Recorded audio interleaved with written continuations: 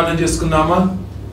సకలమైన ఆశీర్వాదము కాణముద్ర పరలోక తండ్రి, సర్వోన్నత దేవా, సర్వశక్తిమంతుడైన తండ్రి, మీకు దేవా వేలాది కూడా ఆచరించుకుంటున్నాం తండ్రి. మీ సన్నిధికి ఉంచవలసింది ఒక్కొక్క రోజు తండ్రి ముందుకు సాగుతున్నప్పుడు దేవా రోజుకి 2 దేవా ఆరాధనలు తండ్రి చేసుకోవడానికి తండ్రి మీరు తండ్రి అవకాశాన్ని ఇస్తున్నారు తండ్రి. రోజు 2 వాక్యాలు చెప్పడానికి మీరు అవకాశాన్ని ఇస్తున్నారు తండ్రి. ఖాళీ సమయం కాదు తండ్రి, ఇది యుద్ధ సమయం తండ్రి. దేవా లోకం తండ్రి ఎటు వెళ్ళిపోతున్నా కానీ తండ్రి మీద భక్తులు ముందుకు సాగుతూ తండ్రి, లోక గమనాన్ని మార్చగలిగే భక్తి తండ్రి, లోకల్ ప్రతి ఒక్కరు రక్షించగలిగే భక్తి తండ్రి, లోకాన్ని మీ తీసుకురాగలిగే భక్తి తండ్రి. మేము దేవా ప్రతి ఒక్కరు ఎంత వీడియో చూస్తున్న ప్రతి ఒక్కరు చేయ విధంగా సాధించవలసింది దేవా. దేవా ఈ చిన్న ఆరాధన తండ్రి, దేవా పాట ద్వారా తండ్రి వాక్యం ద్వారా తండ్రి ఆరాధించబోతున్నప్పుడు తండ్రి ఈ చిన్న ఆరాధన మీ చేతులు పెట్టుకుంటున్నాం తండ్రి. దేవా ఈ చిన్న ఆరాధన ఆదించేంత వరకు మీ దర్శనం నడిపించవలసిందిగా యేసు పరిశుద్ధ నామములో వేడుచున్నాం తండ్రి. ఆమేన్ ఆమేన్ ఆమేన్. ప్రేమించదన్ అధికముగా ఆరాధింతున్ ఆసక్తితో అనే పాట పాడుకున్నాం. మీరున్న స్థలంలోనే మీరు దేవుణ్ణి ఆరాధించండి. అందరం కలిసి ఏక ఆత్మతో, ఏక మనస్సుతో, ఏక తాత్పర్యంతో తండ్రిన దేవుణ్ణి ఆరాధిద్దాం. ఏ ఒక్కరు మౌనంగా ఉండకండి. పాట వచ్చిన వాళ్ళు మాతో పాటు కలిసి ఏకీభవించి పాడండి. పాట రానట్లయితే రెండోసారి పాడేటప్పుడు పాడటానికి ప్రయత్నించండి.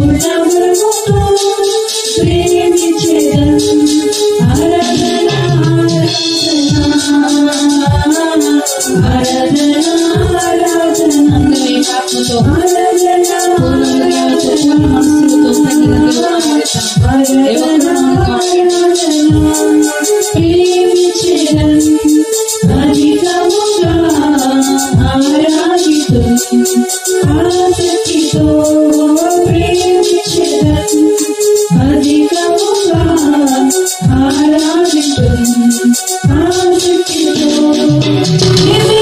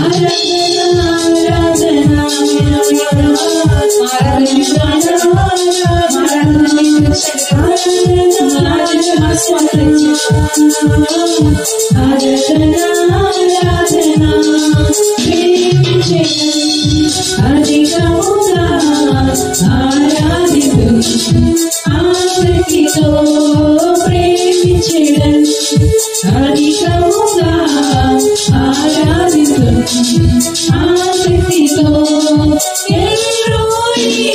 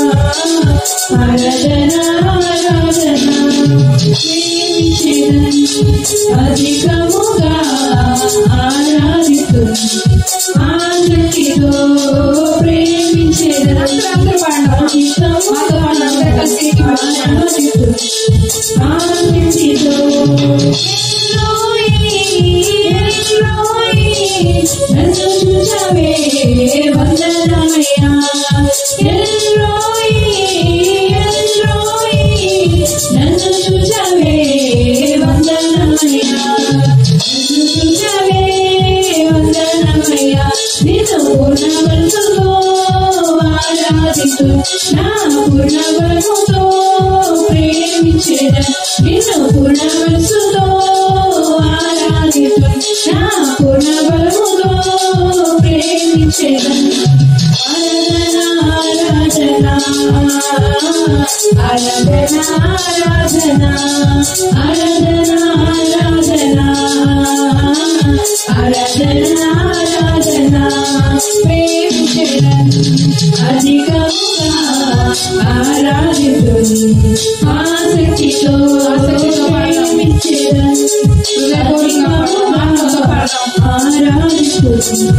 ఆసక్తితో పూర్ణ మనసుతో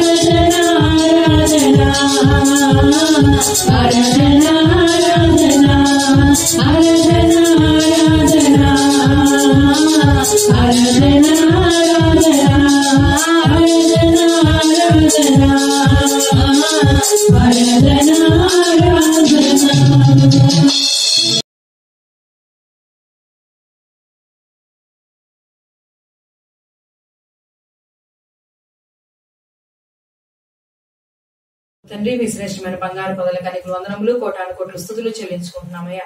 ఏ పార్టీ ఎన్నికలేని మమ్మల్ని తండ్రి నాయన అయ్యా మీరు ఎంతగానో ప్రేమిస్తున్నారు దేవా. అనుదినము తండ్రి మా వైపు నూతనమైన వాత్సల్యంతో నీ రెండు చేతులు చాప మమ్మల్ని పిలుస్తున్న యేసయ్య అయ్యా, మీ పిలుపును తండ్రి, మీ యొక్క ప్రేమను దేవా అర్థం చేసుకునే మనసులు మాకు దయచేయండి తండ్రి. అయ్యా ఇంకా మా హృదయాలు దేవా ఇంకా బండరాతి హృదయాల్లాగా ఉన్నాయేమో తండ్రి, ఇంకా మారని హృదయాల్లాగా ఉన్నట్లయితే దేవా ఈ సమయం మంది ఎంతమంది ఈ వాక్యం వింటున్నారో దేవా, ప్రతి ఒక్క బిడ్డను దేవా, ప్రతి ఒక్క బిడ్డ హృదయాన్ని తండ్రి మీరు దున్నండి, సంధించండి, ప్రతి ఒక్క బిడ్డ హృదయాన్ని మీరు సిద్ధపరచమని వేడుకొనిచున్నాం దేవా. మీ మాట తండ్రి మా జీవితాల్లో నూరంతులుగా ఫలించాలి నాయన. మీ మాట జీవం కలిగిన మాట తండ్రి, మీ మాట మా జీవితాలను మా బ్రతుకుల్ని మారుస్తుంది దేవా.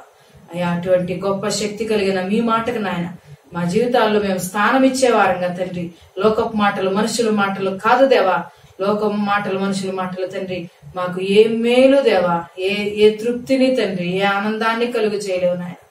అయ్యా కానీ మీ మాటల్లో దేవా జీవం ఉంది తండ్రి, జీవం కలిగిన మాటను నాయన మేము పొందుకొని తండ్రి మీరున్న ఆ నిత్య జీవంలోనికి దేవా మేము కూడా ప్రవేశించేలా మరణాన్ని జయించి తిరిగి లేచి పునరుద్ధాడుగా నిలవబెట్టావు దేవా. పునరుద్ధానపు శక్తిని తండ్రి మీ మాటలో మీరు దాచి ఉంచినప్పుడు దేవా మేమందరము కూడా నాయన మీ మాటలో ఉన్న పునరుద్ధానపు శక్తిని పొందుకోగలిగే స్థితిలోనికి మమ్మల్ని అందరూ నడిపించండి అయ్యా. ఈ వాక్య భాగం వింటున్న ప్రతి ఒక్కరు తండ్రి మీరు కోరుకున్నట్టు ఎవరి గురించి అయితే మీరు మాట్లాడినై ఉన్నారు దేవా, ఎవరి నిమిత్తం అయితే తండ్రి మీరు మీ యొక్క మాటను సిద్ధపరిచి విడుదల చేస్తున్నారు తండ్రి, ఆ బిడ్డ దేవా మీ వాక్యాన్ని మీ మాటని రిసీవ్ చేసుకోగలిగే విధంగా పొందుకోగలిగే విధంగా దేవా ప్రతి ఒక్కరిని ప్రతి ఒక్కరి హృదయాన్ని ఇప్పుడే మీరు సిద్ధపరిచి సంధించి మీరే నాయన ముందుకు నడిపించమని వేడుకొనిచున్నాను తండ్రి. అయ్యా ముందున్న సమయాన్ని మీ చేతిలో పెట్టుకుంటున్నాను దేవా, నన్ను మీ సులువు చాటును మరుగుపరిచి నన్ను నా మాటలను కొట్టివేస్తండి, నీ మాటను మాకు అందరికి వినిపింప చేయమని యేసు నామములో అడుగుచున్నాం తండ్రి. ఆమేన్ ఆమేన్ ఆమేన్. అందరూ బాగున్నారమ్మా? అందరూ క్షేమంగా ఉన్నారని అనుకుంటున్నాము. అనుదిన ప్రార్థనలో ఈ పరిచయ నిమిత్తం ప్రార్థించండి. మేము కూడా మీ అందరి నిమిత్తం ప్రార్థన చేస్తున్నాం.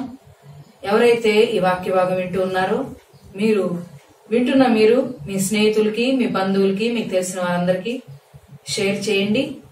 షేర్ చేసి వారితో ఒక మాట చెప్పండి, సబ్స్క్రైబ్ చేయమని. ఎందుకంటే వాక్కు దేవుని యొక్క మాట ఇంకా అనేక మందికి అందాలి అనే మరి ఆలోచనతో ఈ ప్రోగ్రామ్ ని స్టార్ట్ చేసినప్పుడు అందరం కలిసి దేవుని యొక్క పనిలో మాతో పాటు కలిసి అందరూ ఏక మనసుతో, ఏక ఆత్మతో, ఏక ఉద్దేశంతో ఆయన రాకడ పర్యాంతం వరకు ఆయన రాజ్యం కట్టబడాలనే ఆసక్తితో అందరం కలిసి పని చేద్దాం. ఎవరు వంతు పని, దేవుడు ఎవరికి ఏ పని అప్పచెప్పినట్లయితే ఆ పనిలో నమ్మకంగా ముందుకు సాగుదాం, దేవుని యొక్క దీవెన పొందుకుందాం. ఎందుకంటే ఎవరు మనం చూసినా చూడకపోయినా సంఘం జరుగుతుంది, సంఘం జరగట్లేదు, ఆరాధన జరగట్లేదు కాబట్టి ఇది రెస్ట్ తీసుకునే సమయం అనుకోకండి. ఇది దేవుని యొక్క రాకడ సమీపంగా ఉన్న సమయం కాబట్టి అంతకుముందు చేసిన భక్తి కన్నా మరి ఎక్కువ భక్తి, మరి ఎక్కువ ఆసక్తి, మరి ఎక్కువ ఈ సమయంలో దేవుడు నీ నుండి నా నుండి మనందరి నుండి ఆయన కోరుకుంటూ ఉన్నప్పుడు ఆయన కోరుకుంటున్న భక్తి చేయగలిగే విధంగా మనల్ని మనం సిద్ధపరచుకుందాం. ఎవరు చేయవలసిన పని వారు చేసినట్లయితే అందరం కలిసి దేవుని పనిలో ముందుకు సాగగలుగుతాం. ఇది ఒక్కరితో అయ్యే పని కాదు.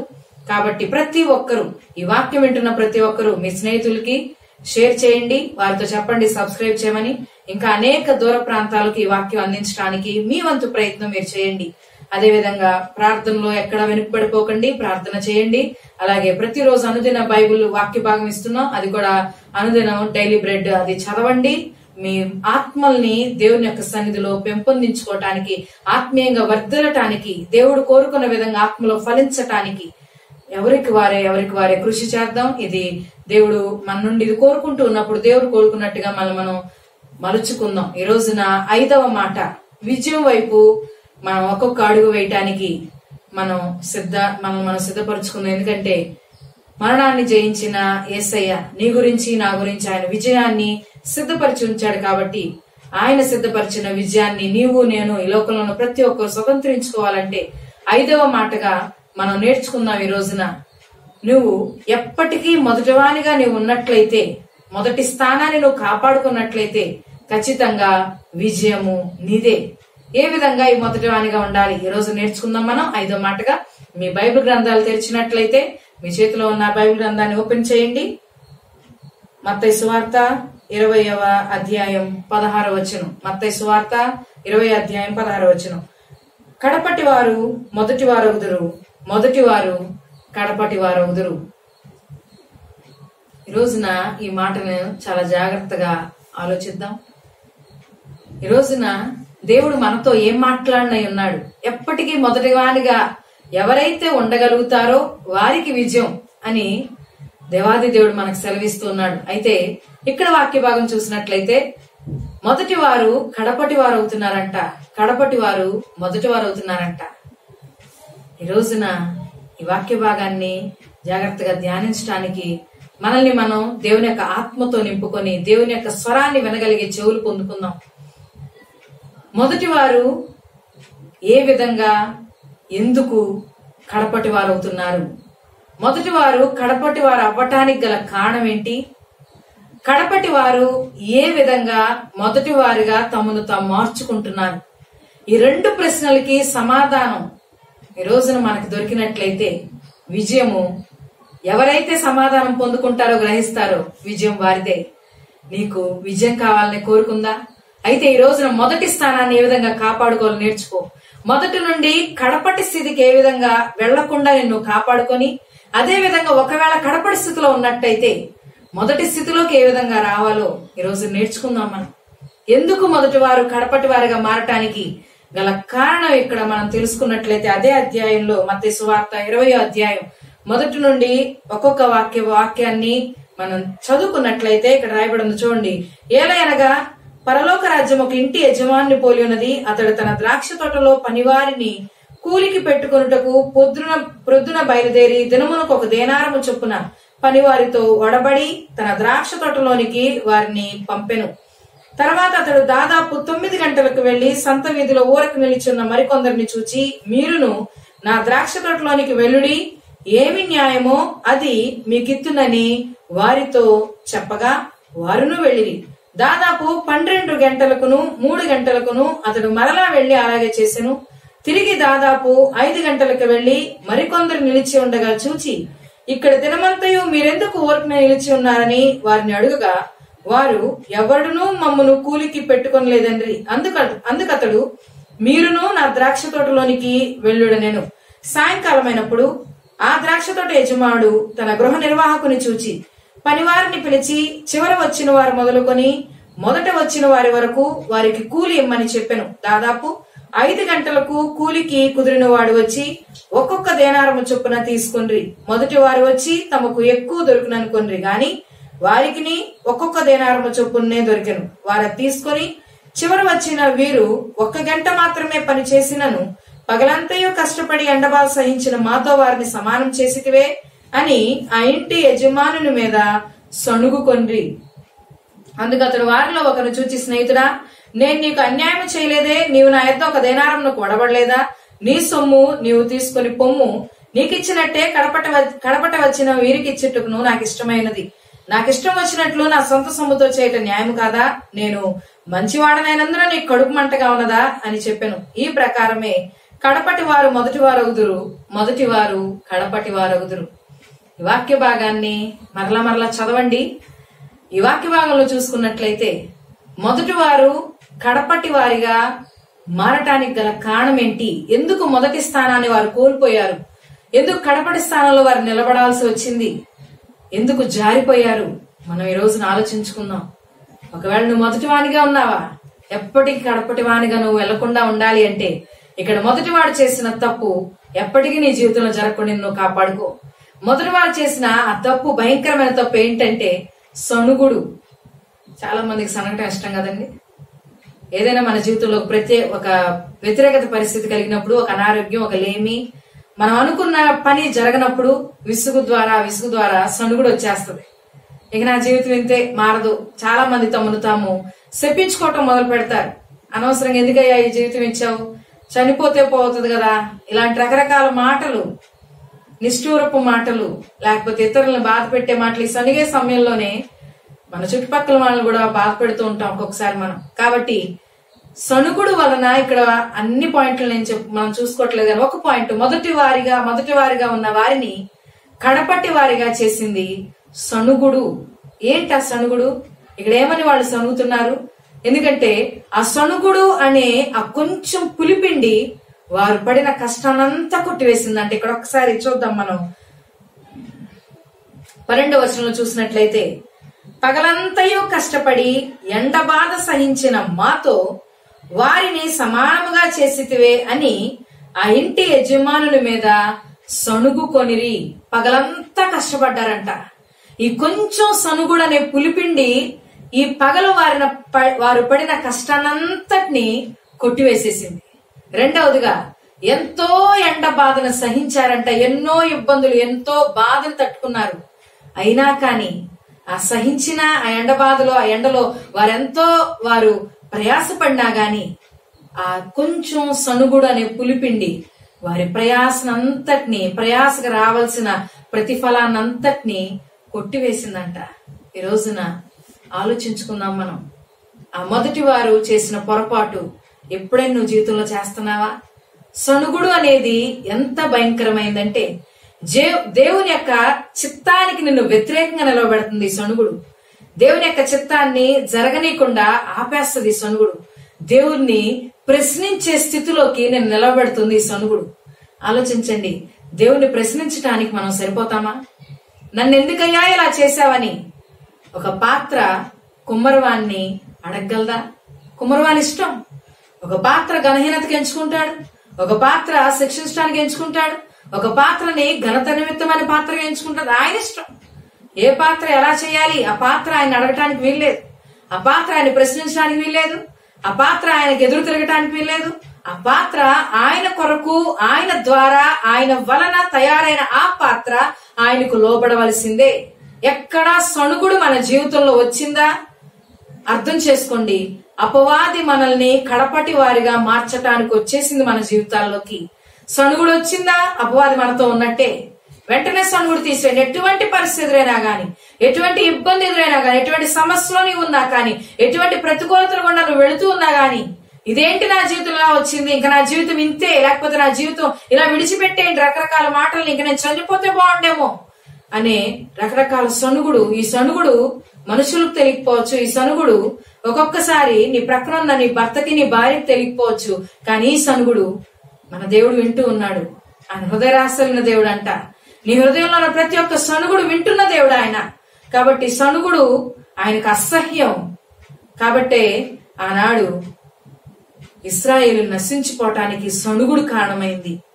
ఒక రిఫరెన్స్ చూసుకుందాం మనం. కొరింథీయులకు రాసిన మొదటి పత్రిక 10వ అధ్యాయం 10వ వచనం. 1 కొరింథీ 10:10.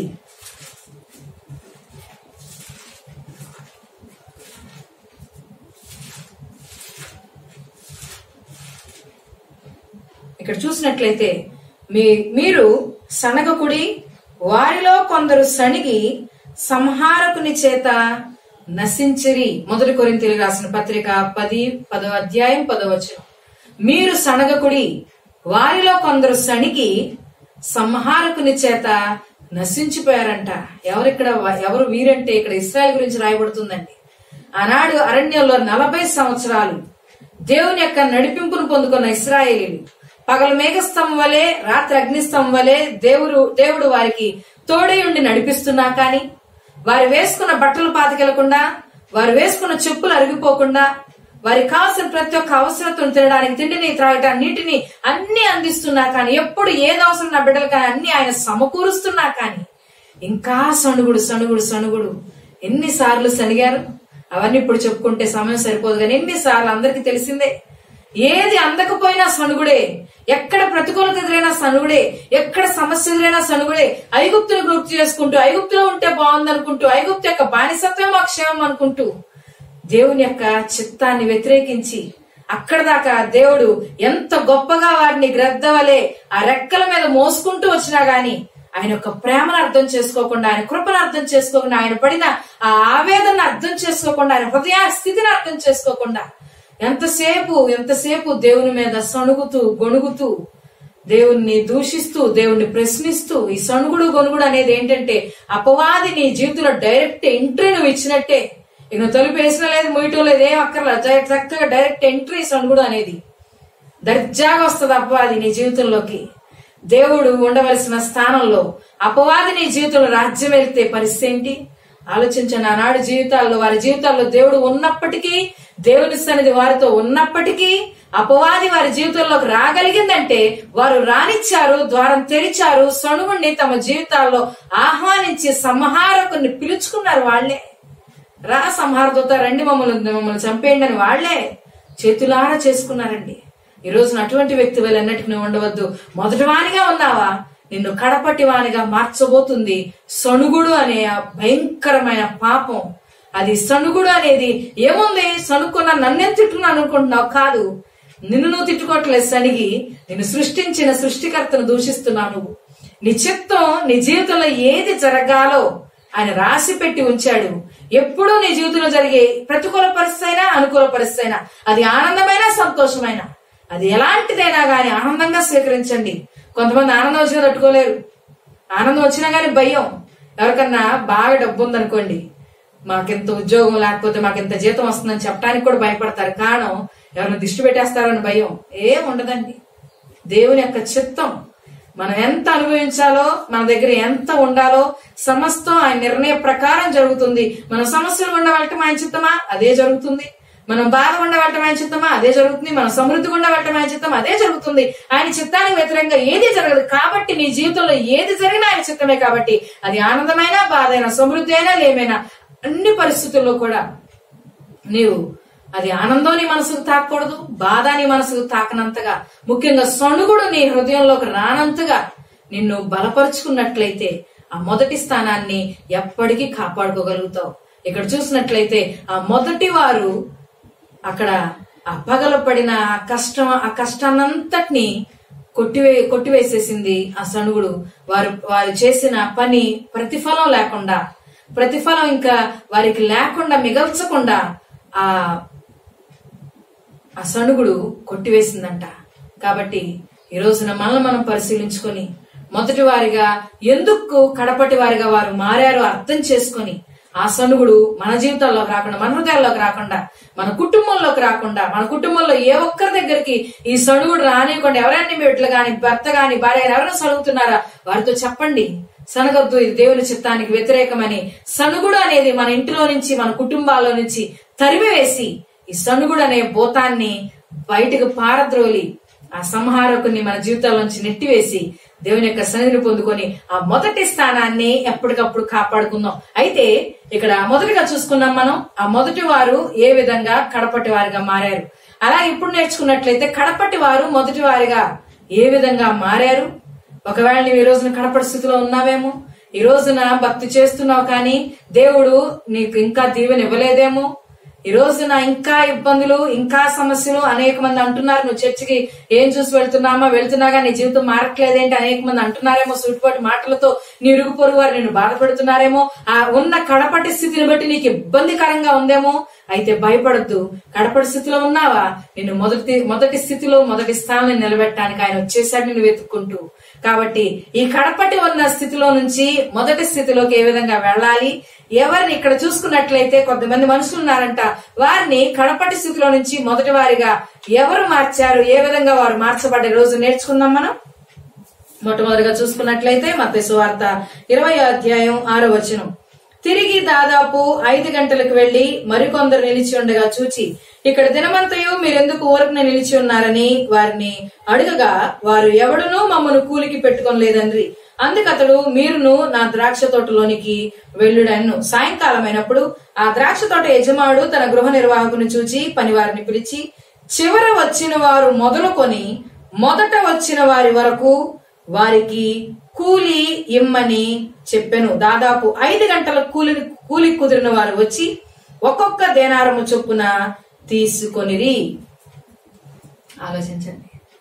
ఈ రోజున మనల్ని మనం పరిశీలించుకుందాం. కడపడి స్థితిలో ఉన్నట్లయితే, ఎవరైతే కడపడి స్థితిలో ఉన్నారో ఈ రోజున వారిని దేవుడు దర్శించిన ఉన్నాడు. నువ్వు కడపడి స్థితిలో ఉన్నావా? భయపడద్దు, కృంగిపోవద్దు. రక్షకుడు నీ యొద్దకు వచ్చి నిన్ను మొదటి స్థానంలో తీసుకెళ్ళటానికి ఆయన వచ్చేశాడు. కాబట్టి ఈ కడపటి వారు మొదటి వారుగా మారటానికి గల కారణాలేంటి, వారిలో ఉన్న ప్రత్యేకతలేంటి, ఈ రోజున మనం ఒక్కొక్కటిగా నేర్చుకున్నట్లయితే, ఆ కడపటి వారు మొదటగా ప్రొద్దున ఏ విశ్వాసంతో అయితే వారు బయలుదేరారో అదే విశ్వాసాన్ని చివరి వరకు కాపాడుకోగలిగారు. అంటే స్థిరమైన విశ్వాసాన్ని కలిగి ఉన్నారు. వారిని కడపటి స్థితిలో నుంచి మొదటి స్థానానికి మార్చింది వారిలో ఉన్న స్థిరమైన విశ్వాసం. చాలా మంది చూడండి, దేవుణ్ణి తెలుసుకున్నప్పుడు, ఆయన్ని సొంత రక్షకునిగా అంగీకరించినప్పుడు, బాప్తిజం తీసుకున్నప్పుడు, చర్చికి వచ్చిన కొత్తల్లో ఎంతో నమ్మకంగా, ఎంతో దేవుని పట్ల ప్రేమ, ఎంతో ఆనందం, ఎంతో ఉత్సాహంగా బయలుదేరతారు. వారి పరుగు పందెం ఎంతో ఆనందంగా మొదలు పెడతారు. కానీ పోను పోను అది పరిస్థితులు కానివ్వండి, ఇబ్బందులు, సమస్యలు కానివ్వండి, పోను పోను పోను పోను ఆసక్తి సన్నగిలిపోతుంది. ఆ విశ్వాసం బలహీనం పడిపోతుంది. ఆ సమస్యల్లో, ఇబ్బందుల్లో పర్లేదులే అనే లోకంతో, ఆ లోకం ప్రలోభాలతో, ఆకర్షణతో రాజీ పడిపోతుంటారు. ఇంకా వారు ఉన్నది ఇంక కరెక్ట్ అనుకుంటారు. కాదండి. ప్రకటన గ్రంథంలో 2వ అధ్యాయంలో ఆ మొదటి సంఘానికి రాస్తూ ఆ దూత హెచ్చరిస్తది, నీ మీద నింద ఒకటి మోపవలసి ఉన్నది, నీకున్న మొదటి ప్రేమని నువ్వు విడిచిపెట్టావు అని నింద ఒకటి మోపుతున్నాడంట. ఈ రోజున మనల్ని మనం పరిశీలించుకుందాం. నీకున్న మొదటి ప్రేమని, మొదటి విశ్వాసాన్ని, మొదటి పట్టుదలని, మొదటిగా దేవుని పట్ల నీకున్న ఆ ఉత్సాహాన్ని, ఆసక్తిని విడిచిపెట్టావా? విడిచిపెట్టద్దు. విడిచిపెట్టినట్లయితే ఈ రోజు నిన్ను పరిశీలించుకునే సమయం ఇది. తీరిక సమయం, రెస్ట్ సమయం అనుకోకండి. ఇది విశ్రాంతి తీసుకునే సమయం కాదు. ఇది ఆత్మవిమర్శ చేసుకునే సమయం. ఇది నిన్ను నీవు పరిశీలించుకునే సమయం. ఎంతగా నీ ఆత్మీయస్థితిలో వర్ధిల్లావో, ఎంతగా నువ్వు దేవుల్లో ఎదిగావో, దేవుని యొక్క సన్నిధి నువ్వు ఎంత పొందుకున్నావో, నిన్ను నువ్వు ఆత్మ విమర్శ చేసుకునే సమయం. కాబట్టి ఈ ఖాళీ సమయాన్ని వరకు పోగొట్టుకోకండి. టీవీ ముందు కూర్చొని, లేకపోతే రకరకాల టైం పాస్ లేక రకరకాల లోకపు కబుర్లు చెప్పుకుంటూ ఒక్కసారి మీ ఆత్మని మిమ్మల్ని మీరు పరీక్షించుకోండి. ఎక్కడున్నావు నువ్వు? మొదటగా దేవుని నమ్ముకున్న కొత్తల్లో, దేవుని తెలుసుకున్న కొత్తల్లో, దేవుని యొక్క సన్నిధికి వెళ్లిన కొత్తల్లో ఉన్న ఆనందం, సంతోషం, ఉత్సాహం ఈ రోజున ఉన్నాయా? ఆలోచించండి. లేనట్లయితే వెనక్కి వెళ్లి అవి తెచ్చేసుకోండి. ఏ స్థితిలో నుంచి నువ్వు మొదట పడితేవో అది జ్ఞాపకం చేసుకొని ఆ స్థితిలోనికి వెంటనే తిరిగి వచ్చేయి. ఇదే అనుకూలమైన సమయం. దేవాది దేవుడిని లేవెత్తడానికి తన చెయ్యి అందించాడు. నీ ముందు చెయ్యి చాప ఆయన నిలవబడున్నాడు. ప్రియమైన దేవుని సహోదరా, సహోదరి, ఒక్కసారి నిన్ను ఆత్మవిమర్శ చేసుకో. నీ మొదట ఉన్న విశ్వాసం అంతం వరకు వారు కాపాడుకున్నారంటే ఈ రోజు నీ విశ్వాసం అలా ఉందా? ఈ రోజు దేవుని పట్ల నీ ప్రేమ అలా ఉందా? ఈ రోజు దేవుని గురించి తెలుసుకోవాలనే ఆసక్తి నీలో ఆ విధంగా ఉందా? ఏ విషయంలో నువ్వు కొరత కలిగి ఉన్నావు, ఏ విషయం నువ్వు జారిపోయావో, ఏ విషయం నువ్వు వెనుకడికి వేసి ఒక్కసారి ఆలోచించు. మొదటగా దేవుని గురించి ఎంతో చేసేద్దామనే ఆలోచన ఇప్పుడు చూస్తే కనీసం మోకరించడానికి కూడా టైం లేదు, బిజీ అని నిన్ను సమర్థించుకునే ఆలోచన. చాలా వ్యత్యాసం వచ్చేసింది ఈ ఆలోచనలో. ఆ కడపటి వారు ఎప్పుడైతే మొదట ఇంటి నుండి బయలుదేరారో, ఏ విశ్వాసంతో అయితే బయలుదేరారో, ఏ పని దొరుకుతుందనే నమ్మకంతో ఇంటి వారితో చెప్పి ఆ క్యారేజ్ తెచ్చుకొని ఇంటి దగ్గర పనికి బయలుదేరేటప్పుడు చూడండి ఎలా బయలుదేరతారు.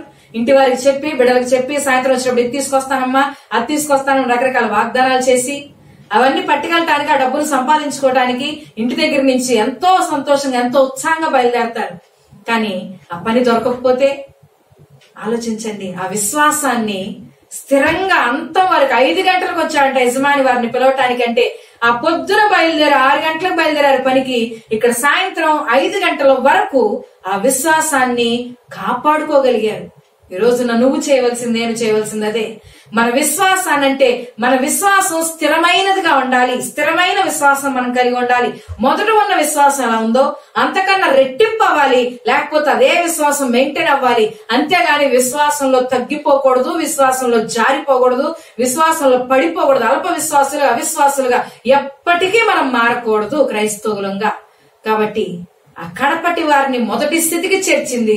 మొదటి పాయింట్ గా స్థిరమైన విశ్వాసం. రెండవదిగా చూసుకున్నట్లయితే నిరీక్షణతో కూడిన విశ్వాసం. వారు ప్రొద్దున బయలుదేరారు. 5 గంటలకి వారు అక్కడ నిలబడున్నారు. ప్రొద్దున బయలుదేరి వారిని కొంతమందిని ఆ ద్రాక్ష తోట పని నిమిత్తం యజమాని తీసుకువెళ్ళిపోయాడంట. వారి కనుల ఎదుటే ఉదయం కొంతమంది వెళ్ళిపోయారు, ఆ తర్వాత 9 గంటలకు కొంతమంది వెళ్ళిపోయారు, ఆ తర్వాత 12 గంటలకు కొంతమంది పనికి వెళ్ళిపోయారు, ఆ తర్వాత 3 గంటలకు కూడా కొంతమంది వెళ్ళిపోయారంట. ఇంకప్పుడు చూడండి, 3 గంటలకు వెళ్ళిపోయిన తర్వాత ఇంకా అసలు ఆశ ఉంటుందా? అంటే నిరీక్షణ ఉంటుందా? ఇంక పని దొరుకుతుంది అని నిరీక్షణ ఉంటుందా? విశ్వాసం అన్నది నిరీక్షింపబడు వాటి యొక్క నిజ స్వరూపమును అదృశ్యమైనవి ఉన్నవి అనుటకు రుజువై ఉన్నదంట. విశ్వాసం అంటేనే నిరీక్షణతో కూడి ఉన్నది. నిరీక్షణ అంటే వేచి పొందుకునేది, వేచి ఆగగలుగుతామా? మనం అనుకున్నది ఒక్క క్షణంలో జరగకపోతే ఎంత కోపం వచ్చేస్తుంది మనకి కాదండి. ఒక టైలరింగ్ చేసే వాళ్ళు ఉన్నారనుకోండి, ఒక ఐడియా వచ్చింది వాళ్ళకి, ఒక మంచి ఫ్రాక్ కుట్టాలని కటింగ్ చేశారు, కుట్టడం మొదలు పెట్టారు, తేడా వస్తుంది, మాటికి ఏదో ఎక్కడో చోట తేడా వస్తుంది. మిషన్ కుట్టి పడకపోవచ్చు, లేకపోతే కుట్టే తేడాకు పడవచ్చు, లేకపోతే తప్పు కొట్టచ్చు, రకరకాలుగా. ఎంతసేపు ట్రై చేస్తారు ఆలోచించండి. ఎంతసేపు ట్రై చేస్తాం? 1 గంట, 2 గంటలు, మహా అయితే 3 గంటలు. అంతేగాని పొద్దున 6 గంటలకు కూర్చొని సాయంత్రం 5 గంటల వరకు అలాగే వేచి ఉండగలమా? అలాగే ట్రై చేస్తూ ఉండగలమా? ఉండం. కోల్పోతాం, ఆశ కోల్పోతాం. ఇది జరుగుతుంది, ఇది అవుతుంది అనే ఆశని కోల్పోతాం. కానీ ఇక్కడ ఈ కడపటి వారిని మొదటి స్థితిలోకి మార్చింది. రెండవదిగా నిరీక్షణతో కూడిన విశ్వాసం. మాకు పని దొరుకుతుంది. ప్రొద్దున్న నమ్మటం తేలిక, ఇంటి దగ్గర నుంచి నమ్మటం చాలా తేలిక. ఆ పొద్దున కొంతమంది పనికి వెళ్ళిపోతున్నప్పుడు ఇంకొంచెం వారికి కష్టం అనిపించింది. ఆ తర్వాత 9 గంటలకి, 12 గంటలకి, 3 గంటలకి ఇంకందరూ వెళ్ళిపోయారు. కొంతమంది మిగిలిన్నారు. వీరందరూ ఒకరి ముఖం ఒకరు చూసుకుంటున్నారు. కానీ ఒకటే నమ్మకం, పని దొరుకుతుంది. అక్కడ ఎంతమంది ఉన్నారు రాయబడలేదు, కానీ ఒకరినొకరు బలపరుచుకుంటూ పని దొరుకుతుంది, పని ఖచ్చితంగా దొరుకుతుంది మనకి. మనం ఇంటికి డబ్బులు తీసుకునే వెళతాం, మనం ఖాళీ చేతులతో వెనక్కి వెళ్ళాం. అది నమ్మకం. చూసారా?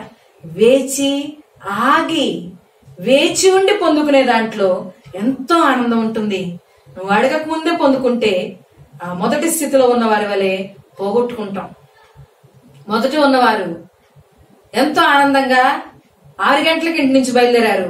రాగానే పని దొరికిపోయింది వాళ్ళకి. 1 దేనారం చొప్పున వడబడ్డారంట. వెంటనే పనికి వెళ్ళిపోయారు.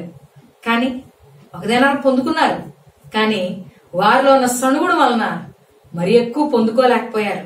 కానీ వీరిలో ఉన్నది నిరీక్షణతో కూడిన విశ్వాసం. వారిలో లేనిది వీరు కలిగి ఉంది. ఎందుకంటే చిన్నబిడ్డలు చూడండి, ఆగి ఏదైనా పొందుకున్నట్లయితే వారికి ఆ వస్తువు పట్ల, ఆ వస్తువుని చాలా జాగ్రత్తగా కేర్ తీసుకుంటారు, జాగ్రత్తగా కాపాడుకుంటారు. నువ్వు అడగక ముందే నీ బిడ్డకు నువ్వు ఇస్తూ పోతూ ఉంటే అది ఎంత గొప్ప మంచి కారైనా కానీ దాని సైతం పాడు చేసుకుని. ఎందుకంటే ఆ వస్తువు యొక్క విలువ తెలియక. ఈ రోజున దేవుడు ఒక్కొక్కసారి నీ జీవితంలో నువ్వు అనుకున్నది, నువ్వు కోరుకున్నది లేట్ గా చేస్తాడు. కారణం ఏంటంటే నీకు దాని విలువ అర్థమవుతుందని, నీవు దాన్ని ఎనటన్నిటికీ కాపాడుకుంటావు ఉద్దేశంతో నీ మంచి కోరే. ఇక్కడ చూసుకున్నట్లయితే ఆ మొదటి వారి ఇంటి దగ్గర నుంచి బయలుదేరినప్పుడు సమయం 6 గంటలు, సాయంత్రం 5 గంటల వరకు వేచి ఉండగలిగారు. ఒకటే నమ్మకంతో, ఏమనంటే మాకు ఖచ్చితంగా పని దొరుకుతుంది. ఆ పని దొరుకుతుంది. 9 గంటలకు నమ్మటం తేలిక, ఎంతో కొంత. మధ్యాహ్నం 12 గంటల వరకు నమ్మొచ్చు, ఎంతో కొంత. మధ్యాహ్నం అన్నా వచ్చి ఎవరైనా తీసుకెళ్తారేమని. సాయంత్రం 4 గంటల నుండి 5 గంటలకు, 3 గంటల నుండి 5 గంటల వరకు నమ్మకం. చూసారా? ఆ 2 గంటల నమ్మకం అనేది అసంభవం. ఏ ఒక్క మనిషి అక్కడే చేయలేడండి. అక్కడ ఓపిక నశించిపోద్ది, విసుగు వచ్చేస్తుంది, చిరాకు వచ్చేస్తుంది. ఇంకా అవ్వదు అని ఇంకా మనం విసుగుతో వెనక్కి తిరిగి వెళ్ళిపోయారు అనేక మంది. అక్కడ నువ్వు ఆగగలిగితే, అక్కడ నువ్వు నీ హోప్ అంటే నువ్వు ఆ నిరీక్షను అక్కడ నువ్వు ఆపి ఉంచుకోగలిగినట్లయితే, ఒగ్గబట్టుకున్నట్లయితే, అక్కడ నీ పట్టుదల నువ్వు తెచ్చుకున్నట్లయితే, ఖచ్చితంగా నాకు మేలు జరుగుతుందని నువ్వు ఆగినట్లయితే ఇంతవరకు నువ్వు భక్తి చేస్తున్నావు, ప్రార్థన చేస్తున్నావు, ఎంతో ప్రార్థన చేశాను, ఏంటి నాకు దేవుడు ఇంకా జవాబు ఇవ్వలేదని ఆ దేవుడు జవాబిచ్చే ఒక్క క్షణం, ఒక్క అడుగు ముందే నువ్వు విసిగిపోయి వెనక్కు తిరిగి వెళ్ళిపోతున్నావేమో, ఒక్క అడుగులో నువ్వు పోగొట్టుకుంటున్నావేమో ఆ జవాబుని, ఒక్క అడుగులో దీవెన పోగొట్టుకుంటున్నావు. ఎందుకంటే ఒక్క అడుగులో దీవెన పోగొట్టుకుంటే ఎంత ఇబ్బందిగా ఉంటుందో ఆలోచించండి. అక్కడే గనక వారు విసిగిపోయి 3 గంటలకి పనికి వెళ్లిపోయిన వారిని చూసి ఇంకా అవ్వదులే, ఇంకా మాకు పని దొరకదులే అని ఇంటికి వెళ్ళిపోయి ఉంటే వారు మొదటి వారిగా మారేవారు కాదండి. వారి విశ్వాసం నిరీక్షణతో నిండి ఉంది కాబట్టి వారు ఉండగలిగారు, మొదటి వారిగా మలచబడ్డారు. మూడవదిగా చూసుకున్నట్లయితే, మొదటిగా స్థిరమైన విశ్వాసం, రెండవదిగా నిరీక్షణతో కూడిన విశ్వాసం, మూడవదిగా చూసుకున్నట్లయితే ఆ విశ్వాసం ఎలాగుందంటే వారి మూడోది ఇక్కడ చూడండి, దాదాపు 5 గంటలకు కూలికి కుదిరిన వారు వచ్చి ఒక్కొక్క దేనారము చొప్పున తీసుకొనిరి. అయితే ఇక్కడ 6వ వచనం చూసినట్లయితే 5 గంటలకు వెళ్లి మరికొందరు నిలిచి ఉండగా చూచి, ఇక్కడ దినమంతయు మీరెందుకు ఊరిని నిలిచి ఉన్నారని వారిని అడగగా, వారు ఎవన్నూ మమ్మల్ని కూలికి పెట్టుకోలేదండ్రి. అందుకు అతను మీరును నా ద్రాక్ష తోటలోనికి వెళ్ళుడి అనెను. అయితే 3వ పాయింట్ గా వీరు బలమైన విశ్వాసం కలిగి ఉన్నారు. ఎటువంటి బలమైన విశ్వాసం అంటే, ఇక్కడ చూడండి, ఎప్పుడైతే ఆ ద్రాక్ష తోట యజమాని వారి దగ్గరికి వచ్చాడో, మీరు ఎందుకు ఇక్కడ ఊరికి నిలిచి ఉన్నారని అడుగుతుంటే వాడు చెప్తున్నా, అయ్యా మమ్మల్ని ఎవరిని పనికి పెట్టుకోలేదయ్యా, అయితే నా ద్రాక్ష తోటలో పని ఉంది, మీరు వెళ్ళండి అని ఆ యజమాని చెప్పినప్పుడు ఏం చెయ్యాలి అక్కడ వాళ్ళు? మనమైతే ఏం చేస్తాం? రెట్టింపు అడుగుతాం కదండి. ఎందుకంటే అది ఆట్ టైం, ఇంకా ఆ టైంలో పని వాళ్ళు ఎవ్వరు దొరకరు. ఉన్న వాళ్ళకి అంటే ఆ పని వాళ్ళకి అక్కడ డిమాండ్ అన్నమాట. ఇప్పుడు యజమానికి పని వాళ్ళ కొరత, యజమానికి పనికి అవసరమై ఉంది, ఆ పని జరగాలి. కానీ ఇక్కడ పని డిమాండ్ ఎంతంటే ఇంకా పని వాళ్ళు లేరు, చాలా తక్కువ మంది ఉన్నారు. అయితే వీళ్ళు ఏం చేయాలి? ఇప్పుడు మేము వస్తే మాకెంత ఇస్తావయ్యా అని బేరం ఆడాలి కదండి. మొదటి వారు బేరం కుదుర్చుకున్నారు ఆయనతో. ఏమని? ఈ రోజు మేము మన పనిలో పెట్టుకుంటావు, సరే మాకెంత ఇస్తావు అంటే ఆయన కొంత చెప్పాడు. అంతకు ఒప్పుకోలా. తర్వాత మాకు అంత కావాలి, ఎంత కావాలి అడిగి పొందుకున్నారండి. ఒక్క దేనారం పొందుకున్నారు మొదట వాళ్ళు. ఆయనతో ఒడబడి ఒప్పందం కుదుర్చుకొని ఇంత మాకు ఇవ్వాలని డిమాండ్ చేసి, ఆ మొదటి వారు మొట్టమొదటిగా ప్రొద్దున బయలుదేరిన వాళ్ళు డిమాండ్ చేసి పొందుకున్నారు. ఇచ్చాడు దేవుడు వాళ్ళకి, మొదటి వారికి ఇచ్చాడు. ఆయన ఎంతైతే ఆయన ఒడబడ్డాడో, ఎంతైతే ఇవ్వాలని ఆయన వారితో ఒడంబడికి చేసుకున్నాడు. ఎందుకంటే ఆయన నీతిమంతుడు, న్యాయవంతుడు. ఆయన నువ్వు ఏది అడుగుతావో ఖచ్చితంగా ఇచ్చేస్తాడు. కానీ ఇక్కడ ఒక మర్మం ఉంది. ఒక బిడ్డ ఉన్నాడు, నీకు ఒక బిడ్డ, 2 కుమారులు ఉన్నారు. ఒక కుమారుడు అన్నాడు, అమ్మా నాకు అది ఆ ఫలానా కంపెనీ కారే కావాలి. ఇంకొక కుమారుడు ఉన్నాడు, అమ్మా నువ్వు ఏది ఇచ్చినా పర్లేదమ్మా, అసలు నేను అడగనమ్మా, నువ్వు ఎంత ఇచ్చినా ఎప్పుడు ఇచ్చినా అడగలేదమ్మా అని అంటే ఎవరికి నువ్వు ఎక్కువ ఇస్తావు? ఖచ్చితంగా ఇంకొక అడగని కొడుక్కే ఎక్కువ ఇస్తారు. ఎందుకంటే పెద్దోడు అడిగాడు కదా, అడిగింది ఇచ్చేసాం కదా, నచ్చింది ఇచ్చాం కదా. అలాగే ఇక్కడ ఆ మొదట ప్రొద్దున బయలుదేరిన వారు ఎంతైతే వారు అడిగారో అడిగింది ఖచ్చితంగా వారు పొందుకున్నారు.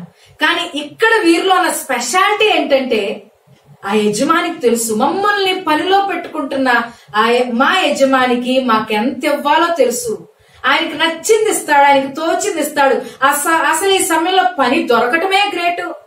కాబట్టి ఆ యజమాని ఎంతో గొప్పవాడు కాబట్టి మమ్మల్ని ఈ వేళ పనికి తీసుకెళ్తున్నాడు. ఆయన తెలియదా జీతం ఎంత ఇవ్వాలో తెలుసులే ఆయనకి అని అడగకుండా వెళ్ళిపోయారంట. మత్తయి సువార్త 6వ అధ్యాయం 8వ వచనం రాయబడి ఉంటుంది, మీ తండ్రికి ఏం కావాలో మీ పరలోకపు తండ్రికి తెలియను, మీరు అడగక ముందే మీకు అక్కరగా ఉన్న ప్రతి ఒక్క అవసరతను ఆయన తీర్చును అని రాయబడి ఉంది అక్కడ.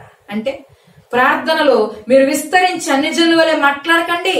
అన్ని జనులు మాట్లాడతారు, మీ పరలోకపు తండ్రి ఎలాంటి వాడో తెలియని అన్ని జనులు క్రైస్తవులే, క్రీస్తుని ఎరిగిన వారే, దేవుని మా సన్నిధిలో నడిచేవారే, ఎదిగేవారే. కానీ దేవుని యొక్క విధి విధానాలు, దేవుని యొక్క హృదయం అర్థం కాని వారు అడుగుతారు, ఇది కావాలి నాకు, అది కావాలి నాకు, ఇది సమస్య అది సమస్య అని. కానీ మీరు అలా అన్ని జనుల వల్ల విస్తారంగా మాట్లాడక్కర్లా. అసలు మీకేం కావాలో మీరు నాకు చెప్పక్కర్లా. మీరు అడగక మునిపే మీకేం కావాలో నాకు తెలుసు, నేను మీ తండ్రిని. ఆలోచించండి, తండ్రి స్థానంలో పడి ఉన్నాడు ఆయన, బిడ్డ స్థానంలో మనం ఉన్నాం. ఎంతసేపు నాకు అదయ్యా, ఒకటి ఇచ్చిన తర్వాత ఇంకోటి అయ్యా, కుమార్తె ఉంటది. పెళ్ళైన తర్వాత ఎంతసేపు తల్లిదండ్రుల దగ్గర నుంచి ఇంకా ఏదో తీసుకెళ్దాం ఇదే ఆలోచనతో ఉంటది. అదే విధంగా మనం తండ్రి దగ్గర ఉంటే ఉపయోగమే ఉంది కాదు. నువ్వేమిచ్చినా అది నాకు సంతోషమే, ఇచ్చినా సంతోషమే, ఇవ్వకపోయినా సంతోషమే, ఏదైనా నీ చిత్తమే ప్రభువా అని ఆయన నీతిని ఆయన రాజ్యాన్ని వెదికే వారంగా మనం ఉన్నట్లయితే, ఆయన పనిలో పాలిభాగస్తులుగా మనల్ని మనం నిలబెట్టుకున్నట్లయితే అంతే చాలా. ఆయనకి మనకి ఇవ్వాల్సింది ఇస్తాడు. ఆయన మరి ఎక్కువ ఇస్తాడేమో. నువ్వు అడుగు దానికన్నా ఊహించు వాటన్నిటికన్నా ఎక్కువగా ఇచ్చే దేవుడు ఆయన. శక్తి కలిగిన దేవుడు ఆయన. సమస్తము చేయడానికి సమర్థవంతుడు ఆయన.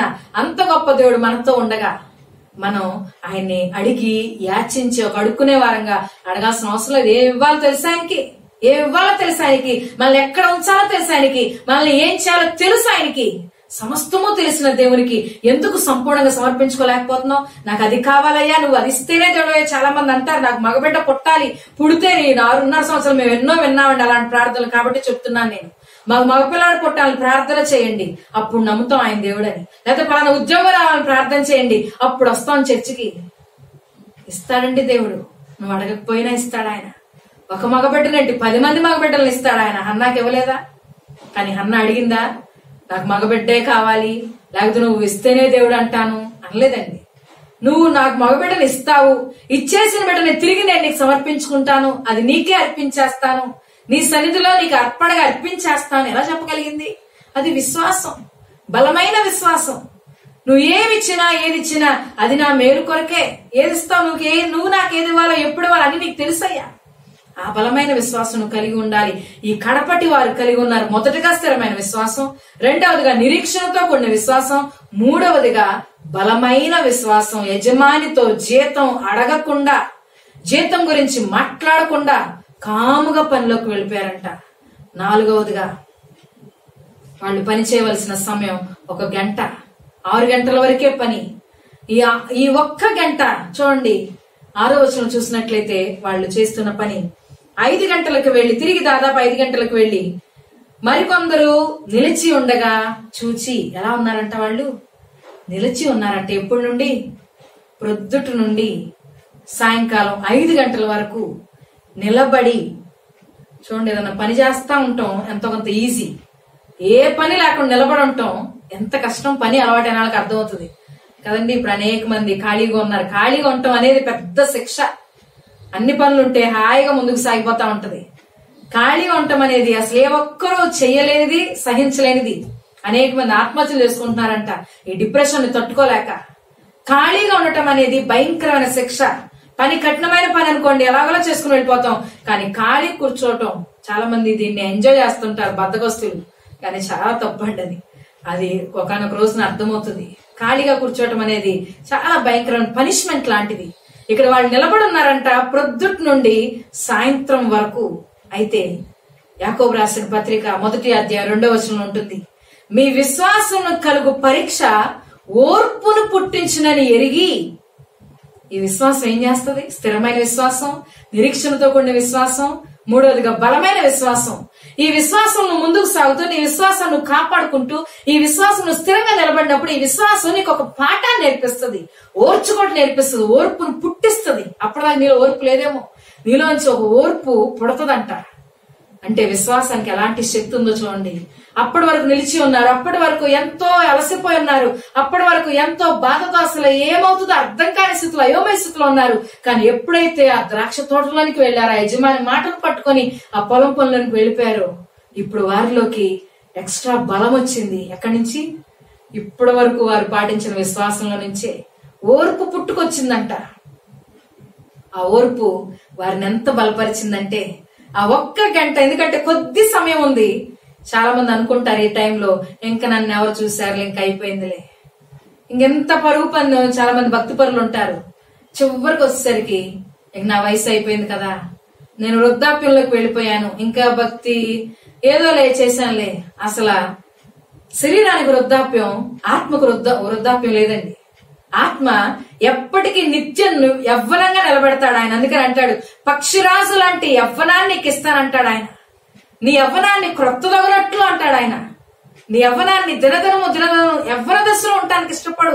వృద్ధాప్యం శరీరానికే, మనసుకు కాదు, ఆత్మకు లేదు వృద్ధాప్యం. కాబట్టి ఎంతో కష్టపడ్డాను, ఎంతో పనిచేశాను, ఇంకా నేను చేయలేను కదా. ఎక్కడ ఉన్నా నువ్వు ఏ స్థితిలో ఉన్నా దేవుడు నిన్ను వాడుకుంటాడు. నువ్వు ఎప్పుడైతే బలహీనుడువో అప్పుడే బలవంతుడు. పౌలు భక్తుడు అంటున్న మాట, నేను ఎప్పుడైతే బలహీనుడినో అప్పుడే ఆయన నాలో ఉండబోతున్నాడు. కాబట్టి నేను బలవంతుణ్ణి. ఈ రోజు నువ్వు అనుకుంటున్నావేమో నాకేం చేత కాదు, నేనేమి చేయలేనని.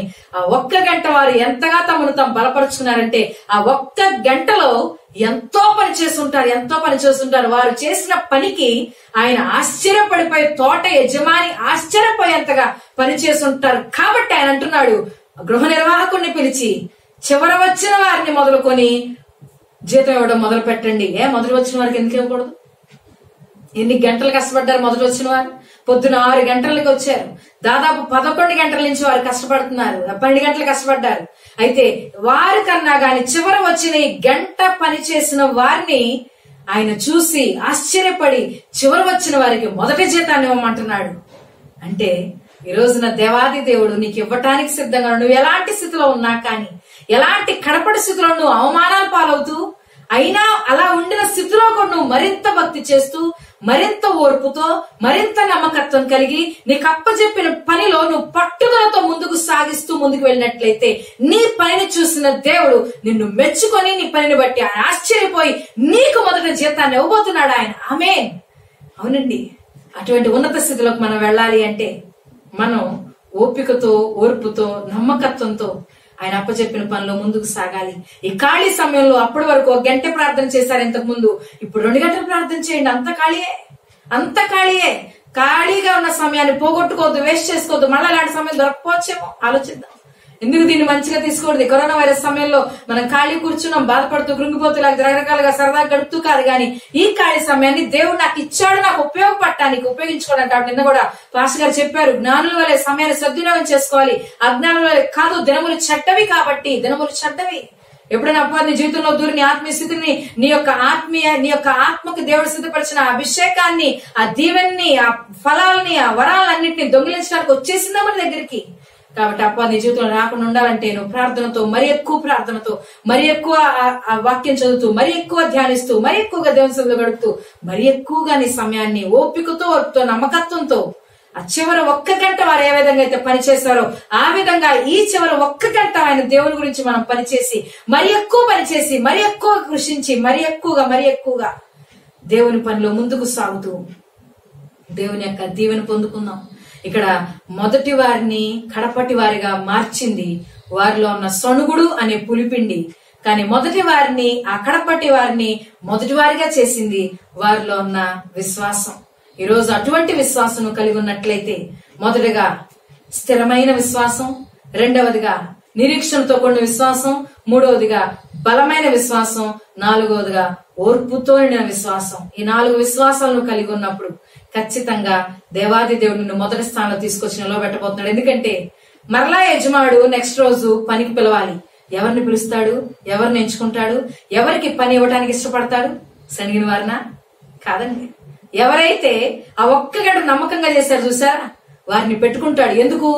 ఎందుకంటే రేపొద్దున ఎప్పుడైనా యజమాని వారు అనుకున్నంత జీతం ఇచ్చినా ఇవ్వకపోయినా వారంతే నమ్మకత్వంతో పనిచేస్తారు. కాబట్టి యజమానికి అర్థమైంది, ఆ పని వాళ్ళలో ఉన్న ఆ నమ్మకత్వం, ఆ యథార్థత అర్థమైంది. కాబట్టి మరలా వారికే పని ఇవ్వడానికి ఇష్టపడతాడు. మరలా ఆయన తోటలో వారికే స్థానం ఇవ్వడానికి ఆయన ఇష్టపడుతూ ఉన్నాడు. కాబట్టి ఈ రోజున ప్రియమైన దేవుని కుమారుడా, కుమార్తె, ఈ రోజు నువ్వు మొదటి స్థానంలో ఉన్నావా? జాగ్రత్త, కడపడి స్థానంలోకి జారిపోవటానికి సిద్ధంగా ఉన్నావేమో. సొణుగుడు అనేది ఎప్పటికీ నీ జీవితంలో రానివద్దు. ఒకవేళ నువ్వు కడపడి స్థితిలో ఉన్నావా సహోదరుడా, నీవు ఖచ్చితంగా నిన్న ఈ రోజున మొదటి స్థానంలోకి దేవుడు తీసుకెళ్ళటానికి సిద్ధంగా ఉన్నాడు. అయితే నీ విశ్వాసాన్ని బలపరుచుకో, నీ విశ్వాసాన్ని స్థిరంగా అంతవరకు కాపాడుకొని దేవుడు మెచ్చుకున్న, దేవుడు కోరుకున్న నామకార్థ క్రైస్తవంగా కాదు, నిజమైన యథార్థమైన క్రీస్తు కొరకు సాక్షిగా నిలవబడే క్రైస్తవునిగా మారి క్రీస్తుకి సాక్షిగా, క్రీస్తు చేతిలో పాత్రగా వాడబట్టాన్ని నువ్వు సమర్పించుకొని ఆయన పొలం పనిలో, ఆయన కోత పనిలో మన వంతు పని మనం చేసి దేవుడు సిద్ధపరిచిన జీతాన్ని పొందుకుందాం.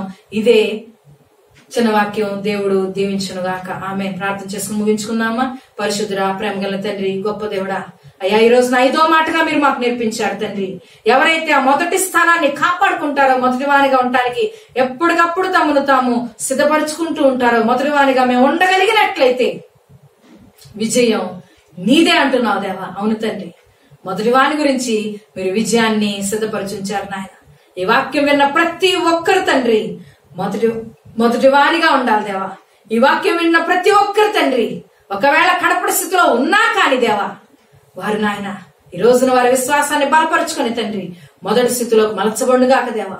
ఈ రోజు నీ వాక్యం విన్నవారు తండ్రి ఒకవేళ కడపడి స్థితిలో జారిపోయినా కాని తండ్రి ఒకప్పుడు మొదటి స్థానంలో ఉండి ఇప్పుడు కడపడి స్థితిలో ఉన్నారేమో నాయన. అయినా అటువంటి వారు కూడా తిరిగి తమ మొదటి స్థితిలోకి, తిరిగి ఆ మొదటి ప్రేమలోకి, తిరిగి ఆ మొదటి విశ్వాసంలోనికి, తిరిగి ఆ మొదటి ఉత్సాహంలోనికి వారు కూడా రాగలిగే విధంగా అయ్యా మీ దయను, మీ కృపను వారి మీద కుమ్మరించండి దేవా. ఏ ఒక్కరు కడపడి స్థానంలో ఉంటాం మీ చిత్తము కాదు తండ్రి. ప్రతి ఒక్కరిని మొదటి స్థానంలో పెట్టాను నువ్వు వచ్చావు దేవా. కానీ మా క్రియలతో మేమే మా మొదటి స్థానాన్ని కోల్పోతున్నాం తండ్రి. అయ్యా ఎవరెవరైతే ఆయన కోల్పోయి ఉన్నారో వారు తిరిగి మొదటి స్థానంలోకి రావాలి దేవా. ఎవరైతే కడపడి స్థితిలో ఉన్నారో తండ్రి వారు మొదటి స్థానంలో రాగలిగే భక్తి వారు చేయగలిగే విధంగా మీ సహాయాన్ని వారికి అందించమని, మీ అభిషేకాన్ని వారితో ఉంచమని, మీ నామాన్ని మీరే మహింపరచుకోమని, అయ్యా మహిమ ఘనత ప్రభావాలు పొందుకోమని యేసు నామములో అడుగుచున్నాం తండ్రి. ఆమేన్.